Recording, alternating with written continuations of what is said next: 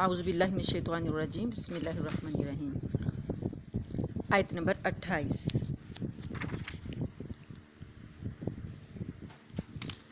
کیف تکفرون باللہ وکنتم امواتا فاحیاکم ثم یمیتکم ثم یحییکم ثم الیہ ترجعون۔ هو الذي خلق لكم ما في الأرض جميعا ثم استوى إلى السماء فسواهن 7 سماوات وهو بكل شيء عليم۔ تم اللہ کے ساتھ کیسے کفر کرتے ہو حالانکہ تم بے جان تھے، اسی نے تمہیں زندگی بخشی، پھر وہی تمہیں موت دے گا، پھر وہی تم کو دوبارہ زندہ کرے گا، پھر تم اسی کے پاس لوٹ کر جاؤ گے۔ وہی ہے جس نے زمین میں جو کچھ ہے سب تمہارے لیے پیدا کیا، پھر وہ آسمان کی طرف متوجہ ہوا، چنانچہ ان کو 7 آسمانوں کی شکل میں ٹھیک ٹھیک بنا دیا، اور وہ ہر چیز کا پورا علم رکھنے والا ہے۔ اب ان آیات میں انسان کو توجہ دلائی جا رہی ہے کہ وہ کائنات کی جتنی چیزوں سے فائدہ اٹھاتا ہے سب اللہ تعالیٰ کی عطا فرمائی ہوئی ہیں۔ ان میں سے ہر چیز اس کی توحید کی گواہی دے رہی ہے، اس کے باوجود اس کے ساتھ کفر کا رویہ اختیار کرنا کتنی بڑی ناشکری ہے۔ اسی آیت سے فقہا نے یہ اصول بھی استنباط کیا ہے کہ دنیا کی ہر چیز اصل میں حلال ہے، جب تک کہ کسی چیز کی حرمت پر کوئی دلیل نہ ہو اس وقت تک اس کو حلال ہی سمجھا جائے گا۔ اب دیکھیے اللہ پاک نے جو یہاں پر دلائل دیے نا، ان دلائل میں ایک ہے کہ پہلے انسان کچھ بھی نہیں تھا، عدم سے وجود میں لایا، مردہ تھا، یعنی کہ اللہ پاک نے اس کو وجود میں لایا، اس کے بعد زندگی آ گئی، اب اس کے بعد ایک موت آنی ہے، اور موت آنی ہے جو کہ اس دنیا کی زندگی سے اسے آخرت کی زندگی کی طرف لے جائے گی۔ اس کے بعد پھر اللہ تعالیٰ موت کے بعد دوبارہ زندہ کرے گا۔ تو جو ہستی یہ سارے کام کر رہی ہے اس سے کیسے انکار کیا جا سکتا ہے؟ اور وہ اللہ تعالیٰ کی ذات جو ہے اس نے زمین میں ہر چیز کو پیدا کیا، تو کیا کوئی اور ہستی ہے جو اللہ کے علاوہ یہ کام کرنے والی ہو، کچھ تخلیق کرنے والی ہو؟ اللہ نے تو زمین میں جو کچھ ہے سب کچھ تخلیق کر دیا، پھر اللہ پاک نے زمین کے بعد اللہ پاک نے آسمان کی طرف توجہ کی، 7 آسمان ٹھیک ٹھیک بنا دیے، اور وہ ہر چیز کا علم رکھنے والا ہے۔ یعنی یہ کہ اللہ تعالیٰ کی عبادت کے واجب ہونے کی مختصر اور سادہ اور مضبوط دلیل پہلے اللہ پاک نے یہ دی تھی کہ اس نے تم کو پیدا کیا اور تم سے پہلے لوگوں کو پیدا کیا، ٹھیک ہے۔ اس کے بعد اللہ پاک نے یہ بتایا کہ کائنات کی ہر چیز کو بھی اسی نے پیدا کیا، آسمان اور زمین کے اندر جتنی موجودات ہیں، جتنی تخلیقات ہیں، وہ سب اسی نے تخلیق کی ہیں۔ تو اب اس رب کو کیسے اس کا انکار کیا جا سکتا ہے؟ اس کو کیسے چھوڑ کر کسی اور کی عبادت کی جا سکتی ہے؟ یعنی کوئی دلیل بھی تو ہو نا عقلی۔ اب آگے اللہ پاک ذکر کرتے ہیں کہ انسان کو اللہ نے کیسے تخلیق کیا، اس کا واقعہ بتا کے پھر اللہ تعالیٰ یہ بتاتے ہیں کہ انسان کیوں کر اپنے رب سے جو ہے وہ کفر کرتا ہے۔ تو آیت نمبر 30 ہے، اور اس وقت کا تذکرہ سنو جب تمہارے پروردگار نے فرشتوں سے کہا کہ میں زمین میں ایک خلیفہ بنانے والا ہوں۔ وہ کہنے لگے کہ آپ زمین میں ایسی مخلوق پیدا کریں گے جو اس میں فساد مچائے اور خون خرابہ کرے، حالانکہ ہم آپ کی تسبیح اور حمد اور تقدیس میں لگے ہوئے ہیں۔ اللہ نے کہا میں وہ باتیں جانتا ہوں جو تم نہیں جانتے، اور آدم کو اللہ نے سارے کے سارے نام سکھا دیے، پھر ان کو فرشتوں کے سامنے پیش کیا اور ان سے کہا اگر تم سچے ہو تو مجھے ان چیزوں کے نام تو بتلاؤ۔ یعنی یہاں پر اللہ پاک نے آدم کی پیدائش کا پورا واقعہ بیان کر کے اس دلیل کو مزید پختہ کیا ہے کہ عبادت کے لائق صرف اللہ ہے۔ یہاں آیت میں اللہ نے خلیفہ بنانے کا ذکر کیا نا کہ میں زمین میں خلیفہ بنانے والا ہوں، تو خلیفہ سے مراد انسان ہے۔ اس کے خلیفہ ہونے کا مطلب یہ ہے کہ وہ زمین میں اللہ تعالیٰ کے احکام پر خود بھی عمل کرے اور اپنی طاقت کے مطابق دوسروں سے بھی کروانے کی کوشش کرے۔ اب فرشتوں نے جو سوال کیا کہ آپ ایسی مخلوق پیدا کریں گے، حیرت کا جو اظہار کیا انہوں نے، تو ان کا منشا خدا نخواستہ کوئی اعتراض کرنا نہیں تھا، کیونکہ فرشتے ایسی باتوں سے پاک ہیں، بلکہ وہ حیرت کر رہے تھے کہ ایک ایسی مخلوق کو پیدا کرنے میں کیا حکمت ہے جو نیکی کے ساتھ بدی کی بھی صلاحیت رکھتی ہوگی، جس کے نتیجے میں زمین پر فساد پھیلنے کا امکان ہوگا۔ تو مفسرین نے یہ بھی بیان کیا ہے کہ انسان سے پہلے زمین پر جنات پیدا کیے گئے تھے اور انہوں نے آپس میں لڑ لڑ کر ایک دوسرے کو ختم کر ڈالا تھا، تو فساد مچایا تھا، خون ریزی کی تھی۔ تو فرشتوں نے سوچا کہ شاید انسان کا انجام بھی ایسا ہی ہو، کیونکہ پھر اللہ پاک نے زمین کو جنات سے پاک کیا تھا، تو اس لیے انہوں نے یہ اللہ پاک سے کہا کہ آپ ایسی مخلوق پیدا کریں گے، تو حیرت کا اظہار کیا تھا۔ اب اللہ پاک نے فرمایا کہ اللہ نے آدم کو سارے کے سارے نام سکھا دیے۔ اب ان ناموں میں کیا ہے؟ ناموں سے مراد کائنات میں پائی جانے والی چیزوں کے نام، ان کی خاصیتیں اور انسان کو پیش آنے والی مختلف کیفیات کا علم ہے۔ مثلا بھوک، پیاس، صحت، بیماری، جو بھی کیفیات ہیں ان کا علم ہے۔ کائنات میں جو اشیاء پائی جاتی ہیں ان ساروں کا علم اور خاصیتیں آدم علیہ السلام کو اللہ پاک نے بتا دی تھیں۔ اگرچہ آدم علیہ السلام کو ان چیزوں کی تعلیم دیتے وقت فرشتے بھی موجود تھے، لیکن چونکہ ان کی فطرت میں ان چیزوں کی پوری سمجھ نہیں تھی، ان کو ویسی عقل نہیں دی گئی جیسی انسانوں کو دی گئی ہے، وہ صرف حکم کے پابند ہیں۔ اس لیے جب ان کا امتحان لیا گیا، اللہ پاک نے کہا کہ اب مجھے ان چیزوں کے نام بتاؤ اگر تم سچے ہو۔ تو جب ان کا امتحان لیا گیا تو عملی طور پر انہیں وہ انجام نہیں دے سکے اور آدم علیہ السلام نے تمام چیزوں کے نام بتا دیے۔ تو پھر انہوں نے کیا کہا فرشتوں نے؟ قالوا سبحانک لا علم لنا الا ما علمتنا، وہ بول اٹھے کہ آپ ہی کی ذات پاک ہے، جو کچھ آپ نے ہمیں دیا ہے، علم جو بھی دیا ہے، اس کے سوا ہم کچھ نہیں جانتے۔ حقیقت میں علم و حکمت کے مالک تو صرف آپ ہی ہیں۔ یعنی کہ ایسا لگتا ہے نا کہ یہ نام صرف آدم علیہ السلام کو سکھائے گئے، تو فرشتے اس تعلیم میں شریک نہیں تھے۔ اس صورت میں ان سے ان ناموں کے بارے میں پوچھنا یہ جتانے کے لیے تھا کہ تم میں وہ صلاحیت نہیں رکھی گئی جو آدم علیہ السلام کی تخلیق میں موجود ہے۔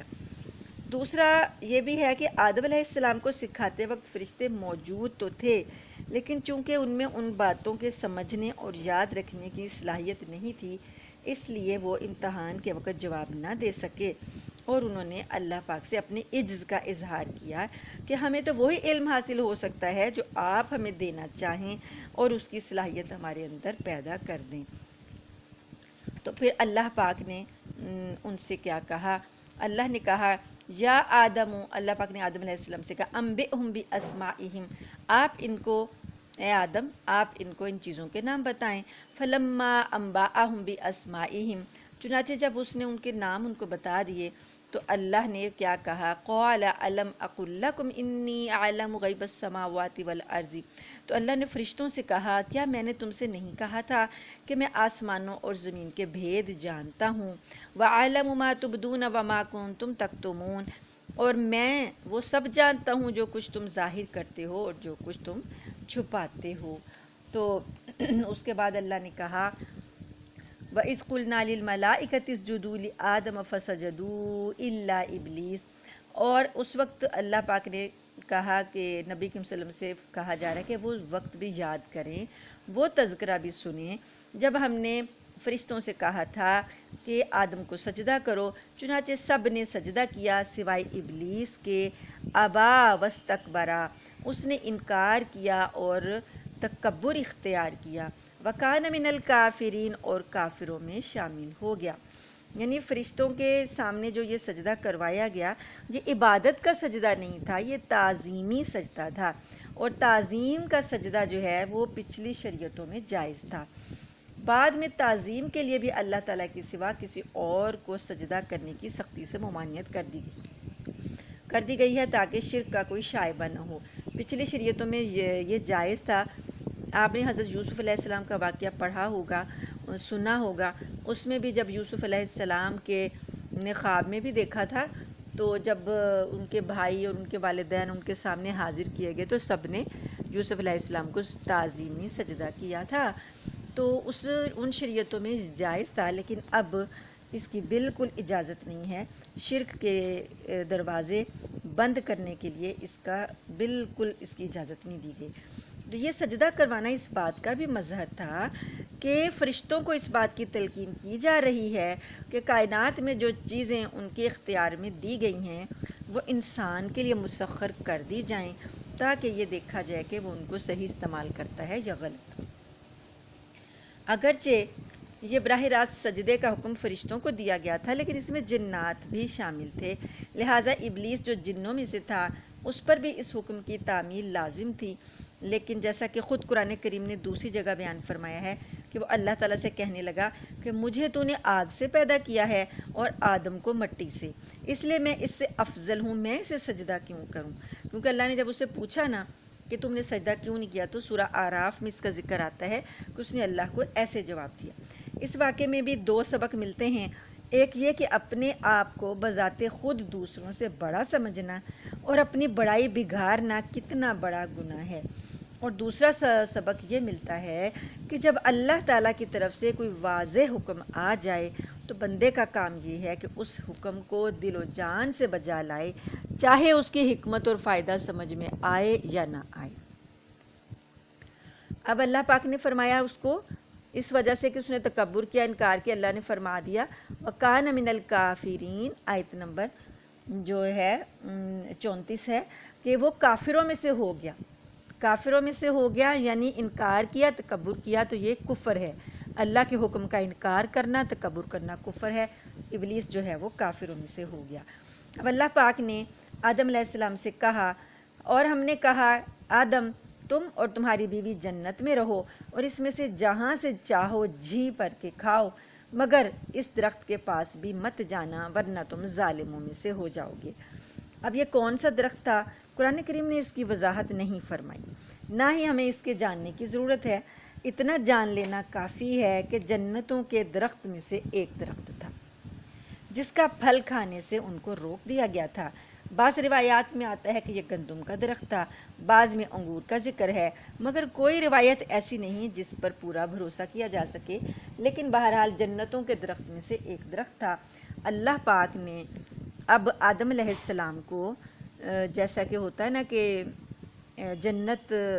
ان کو عطا کر دی اور ان سے کہا، یعنی یہ ان کو اعزاز دیا، فرشتوں سے سجدہ کروا دیا۔ تو ابلیس نے جب انکار کیا تو ابلیس کو تو اللہ پاک نے جنت سے نکلنے کا حکم دے دیا اور آدم علیہ السلام کو جنت میں رہنے کا حکم دے دیا، اور پھر اللہ پاک نے کہا کہ تم ساری جنت میں سے جہاں سے جی چاہو کھا لو، فراوانی سے کھاؤ، رغبت سے کھاؤ، اجازت ہے۔ ایک درخت سے منع کیا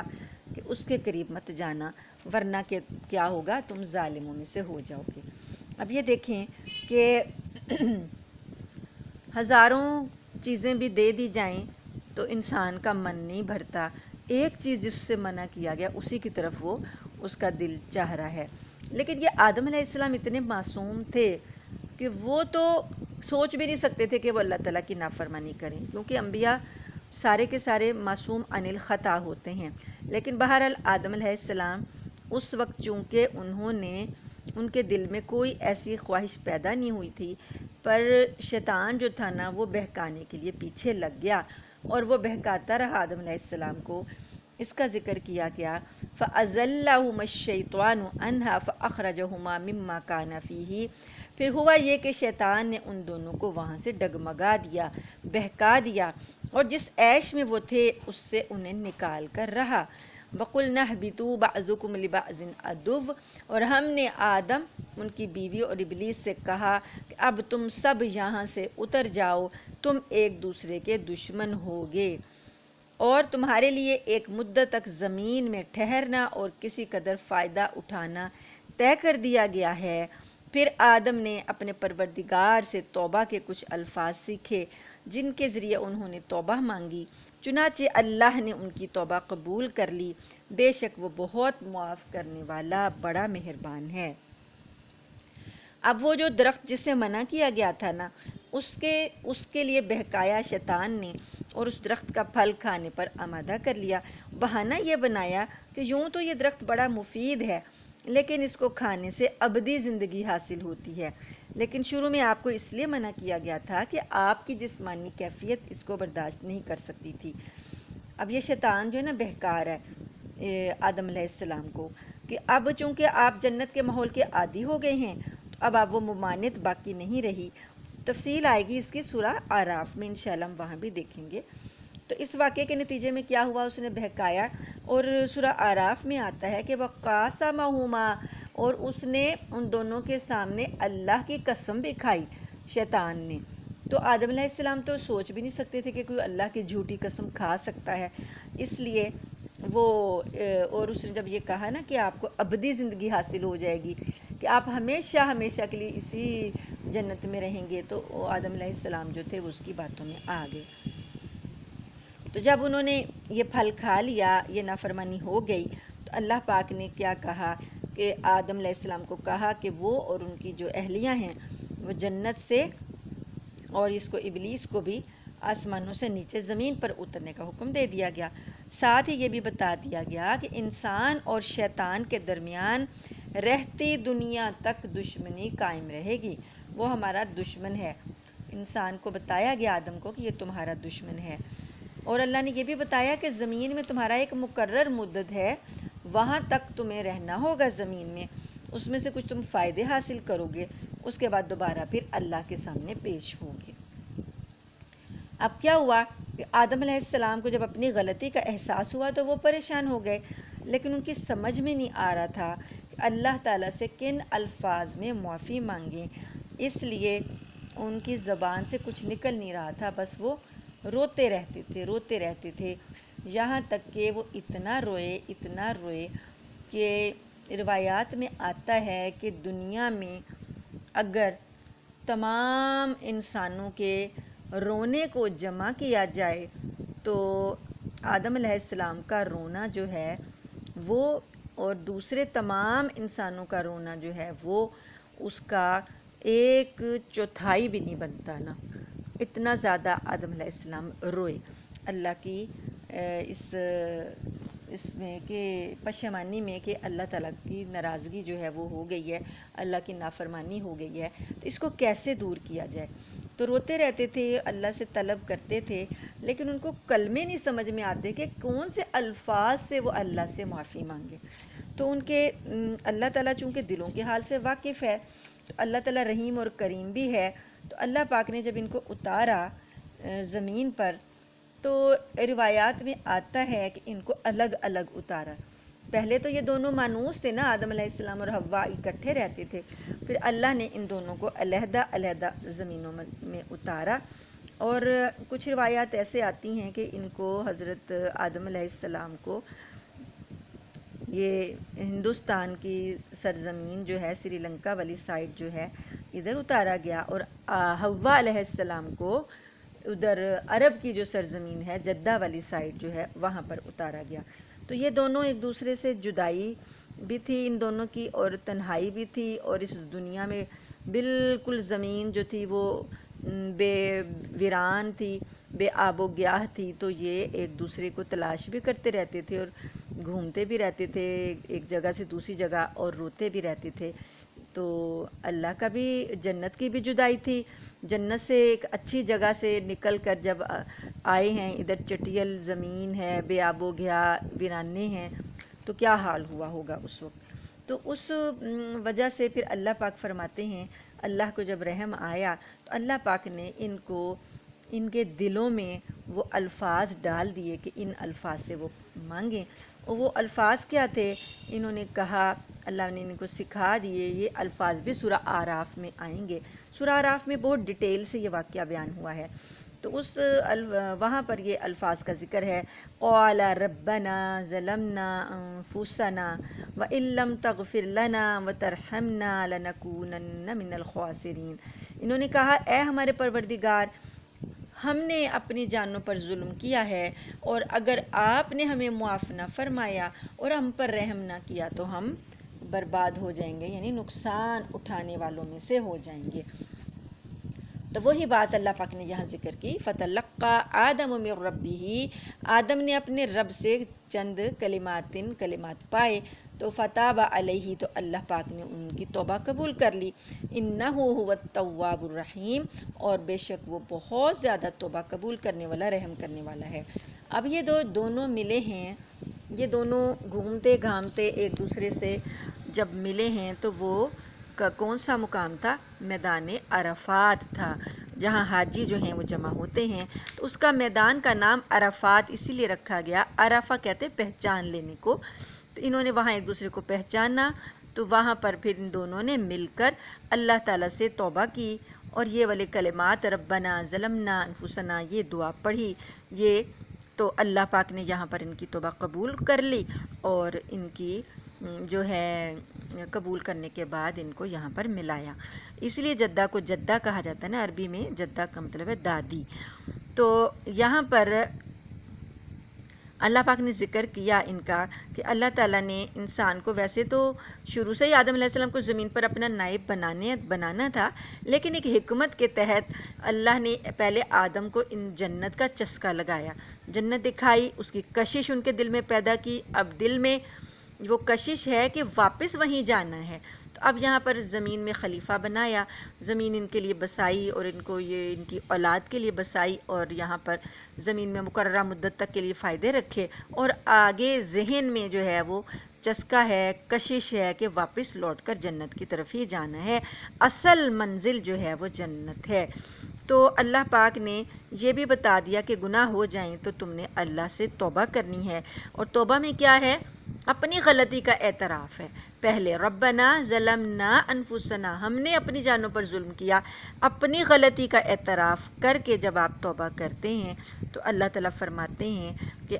ندامت کے الفاظ کے ساتھ تو اللہ تعالیٰ ضرور توبہ قبول کر لیتے ہیں۔ اب جو کہ یہ الفاظ اللہ کے خود سکھائے ہوئے ہیں، تو ان الفاظ میں بہت زیادہ امید ہوتی ہے کہ اللہ ان الفاظ سے توبہ قبول کریں گے، کیونکہ آپ دیکھیں نا کہ کوئی خود کہہ دے کہ مجھ سے ان الفاظ سے توبہ مانگو، تو اس کا مطلب ہے اسے یہ الفاظ پسند آئے ہیں، تو انہی الفاظ سے توبہ مانگی جائے تو اللہ تعالیٰ زیادہ قبول کرنے کی قوی امید ہوتی ہے اللہ کے ہاں۔ تو اللہ پاک نے انسان کو، آدم علیہ السلام کو زمین سے پر بھیجنے سے پہلے ایک تجربے سے گزارا، اچھائی اور برائی دونوں کی صلاحیت رکھی، اور پیغمبر چونکہ معصوم ہوتے ہیں، ان سے گناہ سرزد نہیں ہو سکتا، تو اس لیے آدم علیہ السلام کی یہ جو سوچ ہے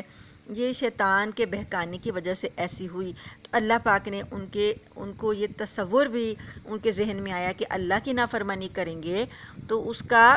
اس طرح سزا بھی ملے گی، اور شیطان کا بھی بتا دیا کہ شیطان تمہیں بہکائے گا، چاہے تم جنت میں بھی تھے تو شیطان تمہارے پیچھے لگا رہے گا۔ اسی طریقے سے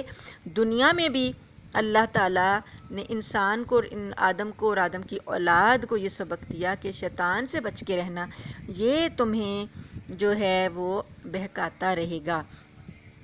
اب اس واقعے سے اس عقیدے کی بھی نفی ہو جاتی ہے جو کہ عیسائیوں کا عقیدہ ہے، وہ کہتے ہیں کہ آدم علیہ السلام کا یہ گناہ ہمیشہ کے لیے انسان کی سرشت میں داخل ہو گیا تھا، جس کی وجہ سے ہر بچہ جو ہے ماں کے پیٹ سے ہی گناہ گار پیدا ہوتا ہے، اس لیے اس مشکل کے حل کے لیے انہوں نے عیسیٰ علیہ السلام جو اللہ کے بیٹے ہیں، انہوں نے اپنی قربانی دے کے اللہ کو راضی کیا تاکہ انسانوں کے گناہوں کا وہ خمیازہ جو ہے، انسان کے گناہوں کا مداوع جو ہے وہ کر سکیں، تو کفارہ بن سکیں۔ تو قرآن جو ہے اس عقیدے کی نفی کرتا ہے، دو ٹوک الفاظ میں اعلان فرماتا ہے کہ اللہ نے آدم علیہ السلام کی توبہ قبول فرما لی تھی، اب ہمیشہ کے لیے وہ دوبارہ سے، اب وہ گناہ گار نہیں ہے، اللہ پاک نے ان کی توبہ قبول فرما لی، تو اب ہمیشہ سے انسان کی، آدم کی جو اولاد ہے اس میں گناہ کا تصور ختم ہے، ہر انسان جو ہے وہ معصوم پیدا ہوتا ہے، اور اللہ کا قانون عدل جو ہے وہ بھی اس بات کا متقاضی ہے کہ ایک شخص کے گناہ کا بوجھ دوسرے کے سر پر نہ ڈالا جائے، تو یہ عقیدہ جو ہے یہ عیسائیوں کا یہ غلط ہے۔ اب اللہ پاک آگے ہمیں یہ بتا رہے ہیں، آیت نمبر 38 ہے، اللہ فرماتے ہیں کہ ہم نے کہا اب تم سب یہاں سے اتر جاؤ، پھر اگر میری طرف سے کوئی ہدایت تمہیں پہنچے تو جو لوگ میری ہدایت کی پیروی کریں گے ان کو نہ کوئی خوف ہوگا اور نہ وہ کسی غم میں مبتلا ہوں گے، اور جو لوگ کفر کا ارتکاب کریں گے اور ہماری آیتوں کو جھٹلائیں گے وہ دوزخ والے لوگ ہیں جہاں وہ ہمیشہ رہیں گے۔ اب اللہ پاک نے یہ ایک ہدایت نامہ جاری کر دیا کہ آپ لوگ جب زمین میں جاؤ گے تو میری طرف سے تمہیں ہدایت آتی رہے گی، میں اپنے نبیوں کو ہدایت دے کر بھیجتا رہوں گا، تو جو میری ہدایت کی پیروی کریں گے اصل میں وہی کامیاب ہونے والے ہیں، انہیں کوئی خوف نہیں ہوگا نہ غم ہوگا قیامت میں آخرت میں، اور جو میری آیتوں کو جھٹلا دیں گے کفر کا ارتکاب کریں گے تو وہ جہنم میں ڈالے جائیں گے جہاں وہ ہمیشہ ہمیشہ رہیں گے۔ اب آگے اللہ پاک نے بنی اسرائیل کا ذکر کیا، یا بنی اسرائیل اذکروا نعمتی التی انعمت علیکم واوفوا بعہدی اوف بعہدکم وایای فارہبون، آیت نمبر 39 اور 40۔ اے بنی اسرائیل، میری وہ نعمت یاد کرو جو میں نے تم کو عطا کی تھی، اور تم مجھ سے کیا ہوا عہد پورا کرو تاکہ میں بھی تم سے کیا ہوا عہد پورا کروں، اور تم کسی اور سے نہیں صرف مجھ ہی سے ڈرو۔ اب اسرائیل کیا ہے؟ بنی کا مطلب ہے اولاد، بیٹے، ٹھیک ہے؟ اسرائیل کیا ہے؟ اسرائیل کے بیٹوں، اسرائیل کی اولاد۔ اسرائیل حضرت یعقوب علیہ السلام کا دوسرا نام ہے، ان کو لقب دیا گیا تھا، اور یہ لفظ جو ہے عبرانی زبان کا لفظ ہے، اور عبرانی زبان جو اس وقت وہ بولتے تھے تو اس زبان میں اسرائیل کا مطلب کیا تھا؟ عبداللہ، اللہ کا بندہ۔ جو عربی میں عبداللہ کا مطلب ہے نا، وہی عبرانی میں اسرائیل کا مطلب تھا۔ یہ لقب دیا گیا تھا حضرت یعقوب علیہ السلام کو۔ تو گویا حضرت یعقوب علیہ السلام کو قرآن نے کیا کہا ہے؟ اسرائیل۔ اور یعقوب علیہ السلام کی اولاد کو کیا کہا؟ اسرائیل کے بیٹوں، اے بنی اسرائیل، اے اسرائیل کے بیٹوں، ٹھیک ہے؟ اے اولاد اسرائیل۔ اب اللہ پاک ان کو نعمت یاد کروا رہے ہیں کہ میری وہ نعمت یاد کرو جو میں نے تم کو عطا کی تھی۔ اب تمام تر یہودی اور عیسائی جو ہیں وہ اسی نسل سے تعلق رکھتے ہیں، ٹھیک ہے؟ اسی نسل سے تعلق رکھتے تھے پہلے تو، چونکہ ابھی اس وقت جیسے اب مشنریز جو ہیں، عیسائی مشنریز جو ہیں وہ اب اپنے دین کو پھیلاتی ہیں تو اور لوگوں کو بھی داخل کر لیتی ہیں نا اپنی عیسائیت میں، لیکن نبی کریم صلی اللہ علیہ وسلم کے زمانے میں یہ ایسی مشنریز جو تھیں وہ نہیں تھیں نا، تو وہ عیسائی اور یہودی اس وقت کے جو تھے وہ سارے یعقوب علیہ السلام کی اولاد یعنی بنی اسرائیل سے ہی تعلق رکھتے تھے۔ تو مدینہ منورہ میں یہودیوں کی اچھی خاصی تعداد آباد تھی، اور رسول کریم صلی اللہ علیہ وآلہ وسلم نے مدینہ منورہ پہنچنے کے بعد نہ صرف ان کو اسلام کی دعوت دی تھی بلکہ ان سے امن کا معاہدہ بھی فرمایا تھا۔ لہٰذا اس مدنی صورت میں جو آیت 143 تک یہ اب چلنے لگا ہے نا تذکرہ، یہ سارا بنی اسرائیل کا پورے واقعات چلیں گے، یہ 143 آیت تک چلیں گے۔ اس میں انہیں اسلام کی دعوت بھی دی گئی ہے، اور ان کو نصیحت کرنے کے ساتھ ساتھ انہوں نے جو بدعنوانیاں کیں، جو غلطیاں کیں، جو انبیاء علیہ السلام کی نافرمانیاں کیں، ان کو سارا یاد دلایا جائے گا۔ تو چونکہ اب یہ آپ کے آس پاس رہتے ہیں نا یہودی، اللہ پاک ان کو یہ نعمت یاد دلا رہے ہیں کہ تمہیں وہ میری نعمت وہ یاد کرو جو میں نے تم کو عطا کی تھی، اور تم مجھ سے کیا ہوا وعدہ پورا کرو تاکہ میں بھی تم سے کیا ہوا وعدہ پورا کروں، اور تم کسی اور سے نہیں بلکہ صرف مجھ ہی سے ڈرو۔ اب کیا تھا ان کا وعدہ؟ کیا تھا؟ پہلے اللہ پاک ان کو اپنے انعامات یاد کروا رہے ہیں، طرح طرح کے انعامات ابھی آتے جائیں گے، یکے بعد دیگرے آیات میں آتے جائیں گے۔ اللہ پاک ان کو فرما رہے ہیں کہ تم سے یہ وعدہ لیا تھا کہ تورات پر تم ٹھیک ٹھیک عمل کرو گے اور اللہ کے بھیجے ہوئے ہر نبی پر ایمان لاؤ گے، تو لیکن تم نے وہ وعدہ پورا نہیں کیا، تو اب تم اپنا وعدہ پورا کرو تاکہ میں بھی تم پر اپنا وعدہ پورا کروں اور صرف مجھ ہی سے ڈرو۔